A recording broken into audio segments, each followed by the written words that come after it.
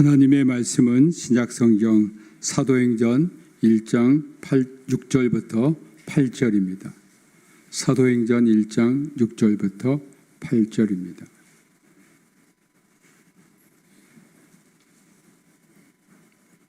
한 절씩 교독하겠습니다. 그들이 모였을 때에 예수께 여쭈어 이르되 주께서 이스라엘 나라를 회복하심이 이때니까 하니 이르시되 때와 시기는 아버지께서 자기의 고난에 두셨으니 너희가 알 바 아니요. 8절 같이 읽겠습니다. 오직 성령이 너희에게 임하시면 너희가 권능을 받고 예루살렘과 온 유대와 사마리아와 땅끝까지 이르러 내 증인이 되리라 하시니라. 아멘. 말씀을 듣기 전에 잠시 묵상으로 기도하겠습니다. 하나님 아버지, 감사합니다. 우리를 사랑하시고 성령이 우리에게 보내시고 이 시간 성령님께서 우리 가운데 임재하시고 우리 심령 안에 들어오셔서 주님과 우리가 하나가 되는 그 안에서 기뻐하며 감사하며 주님의 성령님 인도하심 따라 이 시간 저희들의 마음과 생각과 의지와 감정을 인도해 주옵소서. 예수님 이름으로 기도합니다. 아멘. 지난주 우리가 성령 대망 정교인 새벽 기도회를 했는데 매일 50명 이상 또 어떤 날은 60명 이상 이렇게 모여서 우리 성도님들이 뜨겁게 기도한 것에 대해서 감사를 드립니다. 아마 우리 교회 생긴 이래 새벽 기도에 이렇게 많이 나온 적은 처음 있는 것 같습니다. 특별히 우리 유치부 학생부터 유초등부, 중고등부, 대학부 학생들이 많이 참석했습니다. 다음 세대가 기도하는, 특별히 새벽에 나와서 기도하는 교회는 희망이 있습니다. 저는 매번 기도회 인도를 하면서 하나님께서, 성령님께서 제 마음에 임재하신 것을 강하게 느꼈습니다. 그러면서 제 마음에 주님께서 이렇게 말씀하셨습니다. 내가 이 기도회를 기뻐한다. 이 기도의 불을 끄지 말라. 기도하는 교회야 산다. 평택 대학교회가 살기 위해서는 우리 성도들의 심령에 불이 붙고 그 심령이 살아야 진정한 부흥이 시작되는 거다. 이렇게 말씀을 제 마음에 해주셨습니다. 그리고 주님께서는 이렇게 기도하는 것이 너무나 기쁘다는 그런 마음을 주셨습니다. 우리가 하나님께 기도할 수 있는 것이야말로 가장 큰 특권입니다. 여러분이 핸드폰을 사용하시면 중계하는 기지국이 필요하고 안테나도 필요하고 또 핸드폰을 오래 사용하면 사용할수록 요금이 많이 나옵니다. 근데 우리가 하나님께 기도하는 것은 하나님께 통화하는 거예요. 시간 제한도 없습니다. 마음대로 할 수 있고 어디서나 어느 때나 통합니다. 우리가 하나님께 기도하면 하나님은 우리에게 요금 청구하지 않습니다. 우리에게 구하는 대로 주실 줄로 믿습니다. 믿음대로 구하는 대로 주실 줄 믿습니다. 하나님께 열려있는 문이 기도입니다. 지난 6일과 7일 이번에 임직받는 분들의 수련회가 강은 기도원에서 있었습니다. 정말 우리 임직자들이 뜨겁게 기도했습니다. 하나님의 은혜를 체험하고 성령님의 임재하심을 체험했습니다. 이번 수련의 주제가 영적 전쟁에 능한 용사가 되자였는데 참석하신 모든 분이 성령의 은혜를 체험하고 영적 전쟁에 능한 용사로 무장하고 기도원에서 내려왔습니다. 이번에 제가 느낀 것은 우리 교인들 좀 이렇게 기도 훈련을 특별히 집중적으로 기도원에 가서 좀 해야 되겠다라는 생각이 들었습니다. 우리 교회 모든 직분자가 영적 전쟁에 능한 용사, 기도의 용사가 되시길 주님의 이름으로 축복합니다. 저는 지난 5일부터 성령 강림절 설교를 뭘 할까 계속 기도하고 묵상하면서 선교에 관해서 설교해야 된다는 마음을 주셨습니다. 성령 강림으로 교회가 탄생했습니다. 그렇다면 교회가 존재하는 목적이 무엇일까 질문하면서 그 답이 바로 선교라 생각했습니다. 사도행전은 예수님의 사역이 십자가에서 죽으심과 부활하심과 승천하심으로 지상에서 끝나는 것이 아니고 그가 천국에 올라간 이후에도 계속되고 있음을 말씀합니다. 6절에 제자들이 예수님께 질문합니다. 주께서 이스라엘 나라를 회복하심이 이때니까? 제자들은 예수님의 부활하셨으니 이제 이스라엘 나라를 회복하실 거라고 생각했습니다. 죽으신 분이 부활하셨으니까 이제 하실 일은 이 이스라엘을 로마 제국에서 구원하실 것이다. 그렇게 믿었습니다. 이스라엘의 가장 큰 과업은 지금 식민지 이 이스라엘을 독립해주고 예수님이 왕이 되셔가지고 이스라엘을 다스려 줘야 된다는 겁니다. 제자들은 부활하신 주님이시라면 이스라엘을 회복하실 것을 굳게 믿었습니다. 그의 놀라운 능력, 그의 강력한 권능을 직접 목격한 이들은 이제 이스라엘 회복할 때가 왔다라고 믿었던 겁니다. 사실 예수님의 제자 가운데 정치적 목적을 이루기 위해 예수님을 따른 사람도 있었습니다. 12 제자 가운데 한 사람의 시몬은 열심당원이었는데 이 열심당원 젤롯이란 예수님 당시 유대 민족주의 집단으로 로마 지배에 저항하여 이스라엘 독립을 추구했던 급진적 운동을 했던 사람입니다. 식민지 국민으로 로마 압제에 시달리는 국민으로서 어찌 보면 당연한 일입니다.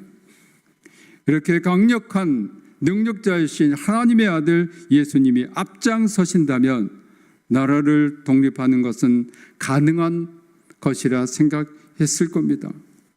이것은 인간의 생각입니다. 이사야서 55장 8절 9절에 이는 내 생각이 너희의 생각과 다르며 내 길은 너희의 길과 다름이니라 여호와의 말씀이니라. 이는 하늘이 땅보다 높음 같이 내 길은 너희의 길보다 높으며 내 생각은 너희의 생각보다 높음이니라 말씀하신 것처럼 하나님의 생각은 인간의 생각과 다르고 그 깊이와 넓이를 우리가 헤아릴 수 없고 이해할 수 없습니다.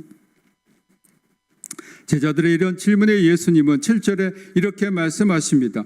때와 시기는 아버지께서 자기 고난에 두셨으니 너희가 알 바 아니요. 헬라어에서 때는 연대기적인 일반 시간을, 시기는 특별한 의미를 지닌 시간으로 하나님의 뜻이 그곳에 개입한 겁니다. 어제 오늘 내일 이렇게 시간이 흐르는 때나 이스라엘이 회복되는 특별한 의미를 지닌 시기는 하나님의 고난 아래 있다는 겁니다. 이것을 인간이 의미로 변경하거나 바꿀 수 없습니다.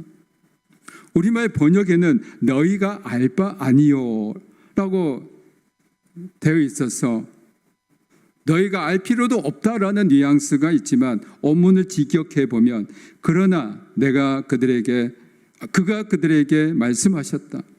아버지께서 그의 고난으로 정하시는 시간과 시각을 아는 것이 너희에게 주어지지 않았다입니다.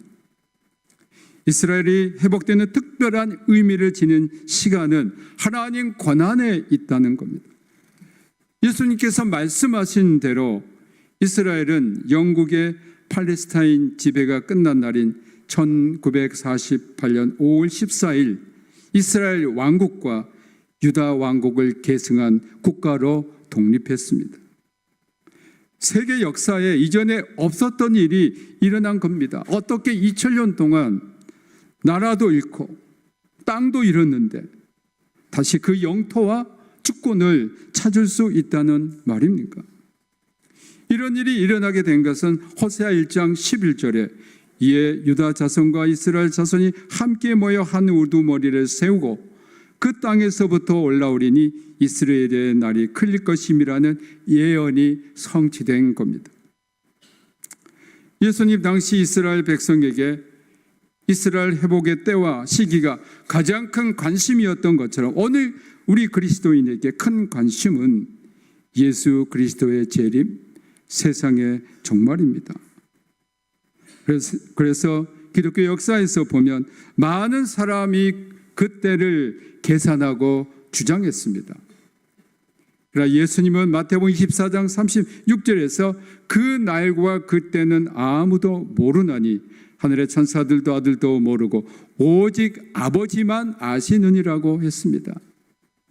그 때를 알려다가 많은 사람이 이단이 되고 이단에 빠졌습니다. 앞으로도 어떤 사람이 예수님 재림한다고 날짜를 확실하게 되면 여러분 100% 이단이니 그들의 말에 속지 마시기를 바랍니다.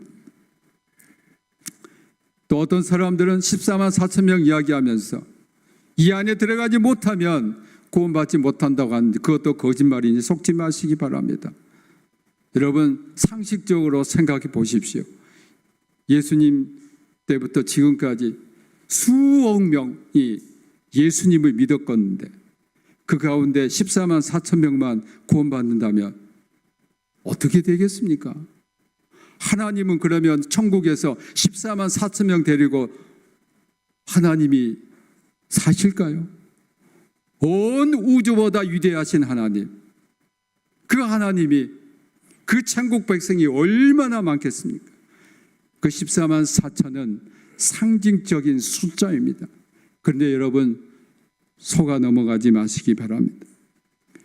예수님은 이스라엘의 회복보다 더 중요한 일은 제자들이 예수님의 증인이 되는 겁니다. 오늘에도 마찬가지입니다. 그때가 분명히 하나님의 권한으로 오는 것이니 더 중요한 것은 그때 오기 전에 예수의 증인이 되는 겁니다. 예수의 증인이란 예수님이 하나님의 아들로 동정녀 마리아의 몸에서 성령으로 잉태되어 인간으로 태어나셨고 하나님 앞에서 인간의 죄를 대속하기 위해 고난받으시고 십자가에 돌아가시고 장사되시고 사흘 만에 부활하시고 승천하시고 심판하시기 위해서 다시 세상에 오시는 겁니다. 그 하나님의 아들로 인간의 구원을 완성하셨고 그를 믿는 자마다 구원받아 영생에 이른다는 복음을 증거하는 자가 예수의 증인입니다. 예수님은 승천하셨지만 그의 구원 사역을 지속하기 위해 성령을 보내셨습니다. 성령은 예수의 증인에게 성령을 부어주셨고 성령을 받은 자들인 예수의 증인들은 예수 그리스도의 복음을 구원의 이러한 기쁜 소식을 전 세계로 확산시켰습니다. 오늘 본문에 예루살렘에서 온 유대로 사마리아로 땅끝까지 복음이 전파됐습니다. 여러분 우리나라에서 출판되는 인쇄되는 세계 지도를 보면요 우리나라가 딱 중심에 있습니다.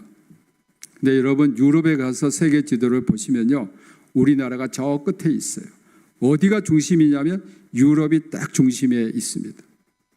지중해 세계 그러니까 팔레스틴, 예루살렘 그곳이 딱 중심이 되어 있어요. 그곳에서 보면 우리나라는 어디입니까? 땅끝입니다.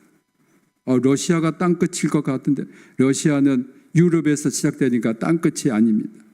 우리나라는 아시아 대륙의 끝에 있습니다. 그래서 우리가 땅끝까지 복음을 전해진 거고 우리나라 해남에 땅끝이 있어요. 여기까지 우리가 전해졌는데 성령님께서 우리에게 이렇게 복음을 전해 주신 것은 이제는 우리가 복음을 전 세계를 향해서 보내야 된다는 그런 의미가 있는 줄 압니다. 성령이 예수님의 제자들과 예수님의 어머니 마리아와 예수님의 동생들과 믿는 자들이 함께 기도하는 예루살렘 다락방에 임하셨고 교회가 탄생했습니다.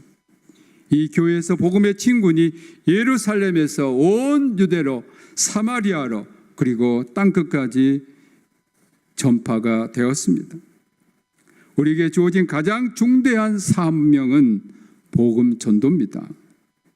저는 지난 5월 19일 평택대학교에서 선교 비전 3.0 선포식이 있어서 갔습니다.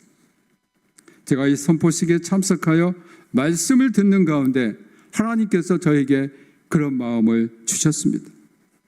평택대학교가 선교 비전을 선포하는 것에 끝나지 말고 이제 평택대학교회가 선교 중심에 서고 선교하는 교회가 되어야 한다는 겁니다. 너를 이 교회에 보낸 것은 선교하는 교회를 세우기 위함이다. 그러면서 제가 1993년 스위스 제네바에 있는 세계교회 협의회 연구소인 보세이 에큐메니컬 인스티튜트에 갔을 때 했던 기도가 생각났습니다. 보세이는 제네바에서 아주 가까운 곳에 있는데 세계교회 협의회에서 세운 연구소로 전 세계 기독교 지도자들이 장단기적으로 교육을 받는 겁니다. 다녀간 사람들을 보니까 우리나라 기독교 지도자들 몇 분이 계셨습니다. 보세이 연구소를 둘러보고 그곳에서 며칠 동안 숙식하면서 저는 그 방에서 이런 기도를 했습니다. 하나님, 우리나라에도 이런 연구소 하나 주십시오. 그래서 우리나라에 전 세계 기독교 지도자들이 와서 함께 훈련받고 연구하고 기도하고 복음 전도하고 선교를 위해서 서로 연대하는 이런 것을 하나님 한국에 하나 세워주십시오. 제가 그날 선교 비전 3.0 선포식에서 그런 마음이 저에게 있었습니다. 네가 그때 1993년 기도할 때에 평택대학교가 바로 이런 한국의 보세이가 되어야 한다. 우리 평택대학교회를 중심으로 이제는 우리가 전 세계를 향해서 지도자를 양육하고 파송하는 그런 역할을 우리 교회가 학교가 해야 된다. 그런 마음을 주셨습니다. 한국교회는 세계교회를 향해서 자랑합니다. 세계에서 가장 큰 교회는 한국에 있다. 세계에서 가장 큰 장로교, 감리교가 한국에 있다. 작은 것에 대한 컴플렉스가 있는 사람들은 큰 것이 있다는 것을 내세우고 자랑하는 겁니다.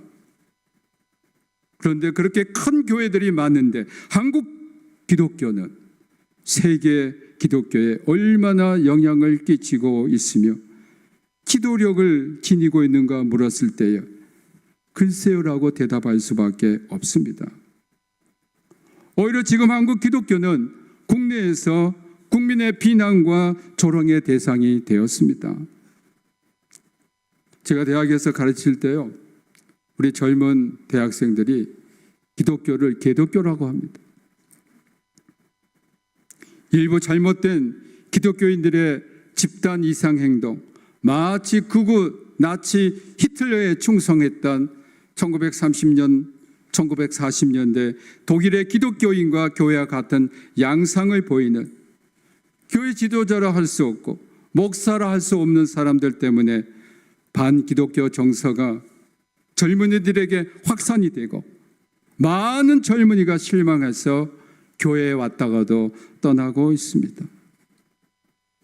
교회는 사회 이런 현상을 심각하게 받아들이지 않고 내부 결속을 점점 공고히 해서 교회 안에 바벨탑을 쌓고 장벽을 쌓고 있습니다.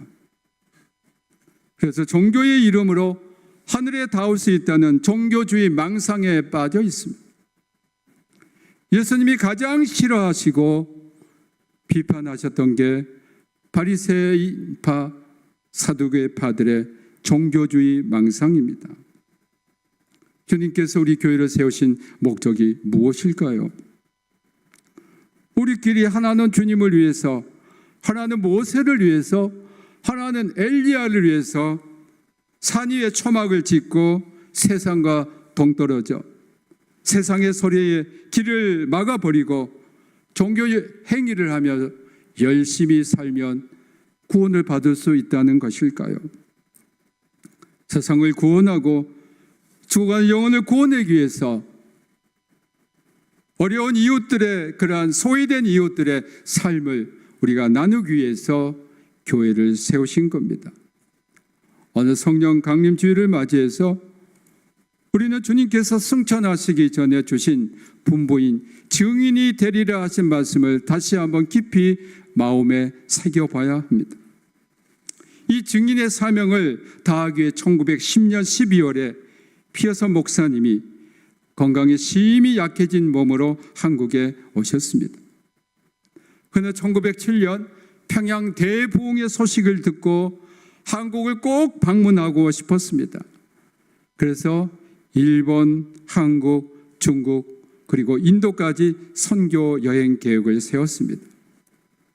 추운 겨울에 한국에 도착해서 한 달여 서울과 평양 등을 방문하면서 선교사들을 격려하고 성경 공부 인도하고 설교하셨습니다. 그러나 건강이 악화되어서 세브란스 병원에 입원하게 되었고 의사들은 더 이상 한국에 머물 수 없습니다. 미국에 귀국하십시오. 이러한 결론을 내려 미국에 가셨는데 건강이 극도로 악화되어 1911년 6월 3일 바로 이달입니다. 미국 뉴욕에서 하나님의 부르심을 받았습니다. 그러나 한국 교회를 방문하면서 한국 성도들의 열심과 성경 공부를 간절히 사모하는 마음에 큰 감동을 받았습니다. 피어서 목사의 죽음은 오히려 한국의 선교의 길을 열어놓았습니다. 피어서 목사님은 한국에 연합 성경 학원을 세워달라는 유언을 남겼습니다. 그렇게 열심히 배우는 성경을 사모하는 한국 사람들을 보고 저 사람들을 위해서 해야 할 일이 내가 뭘까? 한국에 성경학원을 세우는 것이다. 그래서 이러한 유언을 남기셨고 그의 유지에 따라서 유족과 친구들 그리고 그의 뜻에 동참하는 미국과 유럽의 많은 사람이 한국의 피어서 목사를 기념하는 성경학원을 세우기에 준비위원회를 구성해서 모금 결과를 한 결과 평택대학교의 전신인 연합성경학원이 1912년에 세워졌습니다.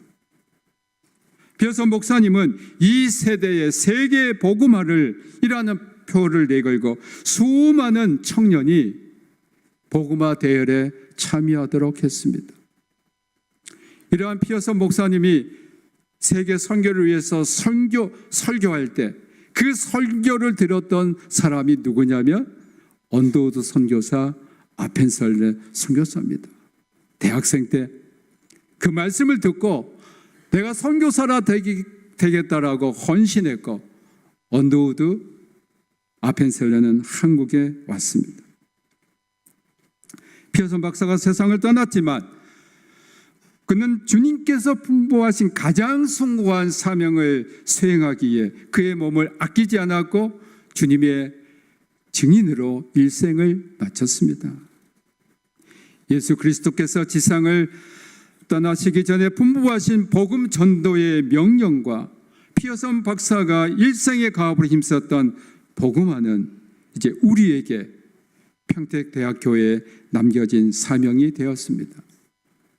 복음의 증인 피어서 목사 위에 세워진 평택대학교 부속기관인 우리 평택대학교회의 존재 이유는 바로 예수 그리스도의 증인, 우리가 있는 평택대학교, 평택, 경기도, 한국 그리고 전 세계를 향해서 복음을 전하는 겁니다. 우리 교회는 큰 교회는 아닙니다. 교회가 크다고 선교할 수 있고 작다고 선교할 수 없다가 아닙니다. 우리의 심령에 성령이 임하시고 우리의 심령에 성령의 불로 주님을 향한 열정으로 사랑으로 가득 찼다면 그것은 숫자에 있지 않고 그것은 바로 성령을 받은 사람들은 복음을 전하지 않고는 견딜 수 없는 그런 심령을 주님께서 주시기 때문에 복음의 증인이 되는 겁니다. 주님께서 우리에게 주신 이 증인의 사명은 그리스도를 믿는 모든 사람에게 주어진 겁니다. 목사에게만 주어지고 선교사에게만 주어지고 장로님이나 직분자들에게만 주어진 것이 아니고 예수 그리스도를 믿는 모든 사람들에게는 이 사명을 주님께서 주셨습니다.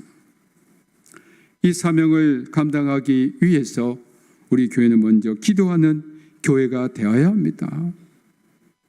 모든 하나님의 사역은 기도에서 시작합니다. 모든 일은 기도로부터 시작합니다. 기도하면 성령으로 충만해집니다. 앞으로 우리 교회 모든 역량을 선교에 최우선하는 교회로 만들 겁니다. 그것은 하나님이 하십니다. 이 일을 위해서 우리 모든 성도가 한 마음 한 뜻으로 기도를 모아주시고 선교사역을 하는데 또한 재정적으로 열심을 다해 주시길 주님의 이름으로 부탁합니다. 이제 아멘이 너무 적습니다. 주님의 이름으로 부탁합니다. 네. 여러분께서 하나님을 위해서 일을 하시면 하나님이 채워주십니다. 하나님께서 넘치도록 채워주십니다. 우리가 증인이 되어 그 사명을 잘 감당하는 것을 주님은 매우 기뻐하실 겁니다. 우리 교인 각자가 증인으로 살 때 복음의 진군이 우리 교회를 넘어서 복음이 왔던 역순으로 이제 땅끝 우리 평택대학교에서 사마리아로 온 유대로 아직도 그리스도를 받아들이지 않는 그 예루살렘 유대인이 사는 곳으로 전파가 될 줄 믿습니다. 오늘 성령 강림 주일을 맞이해서 주님의 이 지상 명령에 순종하는 우리 교회 모든 성도가 되어 마지막 때에 주님의 쓰임받는 우리 교회 성도와 우리 평택대학교회가 되길 주님의 이름으로 축복합니다. 모든 지각에 뛰어난 하나님의 평강이 그리스도 예수 안에서 너희 마음과 생각을 지키시리라. 아멘. 예수 그리스도의 은혜와 아버지 하나님 크신 사랑하심과 성령님의 감화 감동하심이 땅끝까지 이르러 주님의 증인이 되겠나이다 다짐하며 결단하는 여기에 모인 모든 주님의 자녀와 그들의 가족과 권속과 평택대학교회와 피어선 기념학원 평택대학교 이 나라와 이 민족 위에 북한에서 고난당하는 우리 형제 자매들에게 우리 교회가 파송한 선교사들과 함께 기도하며 복음사에게 동참하는 우리 후원하는 교회와 단체들 그리고 북한에서 지금도 복음을 전하여 하나님 나라가 그곳에 오기를 간절히 바라는 우리 모든 동포들에게 지금부터 영원토록 함께하기를 축원하옵나이다. 아멘.